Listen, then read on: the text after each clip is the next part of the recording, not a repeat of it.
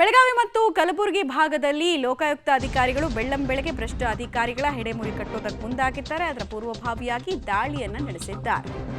ದಾಳಿಯ ತೀವ್ರತೆ ಹೇಗಿದೆ ಅನ್ನೋದ್ರ ಡೀಟೇಲ್ಸ್ ನೋಡ್ತಾ ಹೋಗೋಣ. ಬಿಬಿಎಂಪಿಯ ಇದು ಬೆಂಗಳೂರಿಗೆ ಸಂಬಂಧಪಟ್ಟಂತೆ ಮಾಹಿತಿ. ಒಟ್ಟು 5 ಕಡೆಯಂತೆ ಲೋಕಾಯುಕ್ತ ಅಧಿಕಾರಿಗಳು ನಡೆಸಿರುವಂತಹ ದಾಳಿ.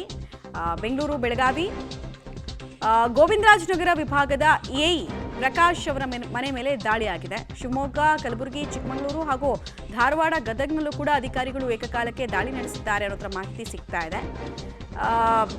ಒಂದು ಕಡೆಗೆ ಬಿಬಿಎಂಪಿ ಎಇಯನ್ನು ಟಾರ್ಗೆಟ್ ಮಾಡಲಾಗಿದೆ. ಅವರ ಕಚೇರಿ ಮತ್ತು ಮನೆ ಮೇಲೆ ದಾಳಿಯಾಗಿದೆ. ಓಕೆ, ದಾಳಿ ಸಂದರ್ಭದಲ್ಲಿ ಒಬ್ಬ ಅಧಿಕಾರಿ ಮನೆಯಲ್ಲಿ ಸಂಗ್ರಹ ಆಗಿರುವಂತಹ ಚಿನ್ನ ಮತ್ತು ಬೆಳ್ಳಿಯ ಪ್ರಮಾಣ ಯಾವ ರೀತಿ ಇದೆ ಅಂತ, ಇದನ್ನು ಯಾಕೆ ಈ ಥರ ಪ್ರದರ್ಶನಕ್ಕೆ ಇಡ್ತಾರೆ ದಾಳಿಯಾದ ನಂತರ ಅಂದರೆ, ಫಸ್ಟ್ ಇದಕ್ಕೆ ಬಿಲ್ ಕೇಳ್ತಾರೆ.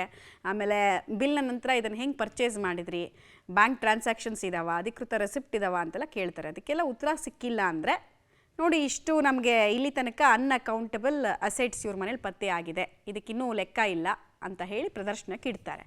ಸೊ ಅದರಲ್ಲಿ ನೀವು ಬೆಳ್ಳಿ ತಟ್ಟೆಗಳನ್ನು ಗಮನಿಸ್ತಾ ಇದ್ದೀರಾ, ಡಿಸೈನು ಸೈಜ್ ವೈಸ್ ಬೆಳ್ಳಿ ತಟ್ಟೆಗಳನ್ನು ನೋಡ್ತಾ ಇದ್ದೀರಾ, ಮತ್ತು ಚಿನ್ನದ ಬಳೆ, ಹಾರ ಎಲ್ಲ ಇದೆ.